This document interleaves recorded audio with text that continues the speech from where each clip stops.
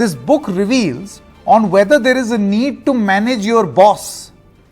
As I told you, something every employee wants their boss to hear, and perhaps something which bosses do not want discussed. It makes them uncomfortable. It gives you a key insight as to how the corporate culture in this country particularly is a little divided. What is the problem and what could perhaps be the possible solutions?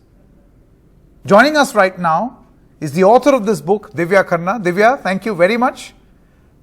It's very clear that there will be great amount of interest in what you have written in here. Would you like to tell our viewers that when you start with the first chapter that reads the corporate caste system, and we managed to get some excerpts of what people told you, the research that you did, and through the course of that research, what people told you, some very interesting points came out.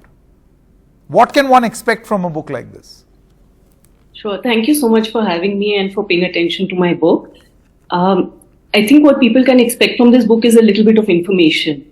I have done qualitative research, so this is not just my opinion, and this is not a rant of a burnt out person, which is what I was when I started this project. This is actually based on research, qualitative research from people in the corporate sector. And this is something which is actually very well known. That, we want to, there's a very common said that, people don't leave companies, they leave bosses. The truth is people also don't stick to companies, they stick to good bosses.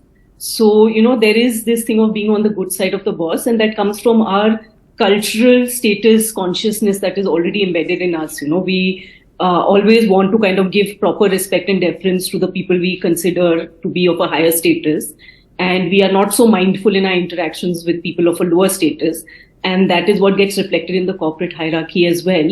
Whether the boss is a traditional command and control and dominating boss or not, it's the employees who, their association, which authority that interacts with that, Somewhere we fear kind of giving offense to our bosses. So sometimes we may not deliver bad news, or we may kind of, water it down because we are afraid of, that, the messenger might be killed because of the bad message. And that's a fear which even bosses have, because bosses also have bosses. So you will see in my book, if you read later on in the chapters, that even the bosses are more focused on managing their own bosses, and they don't really see themselves in the same light.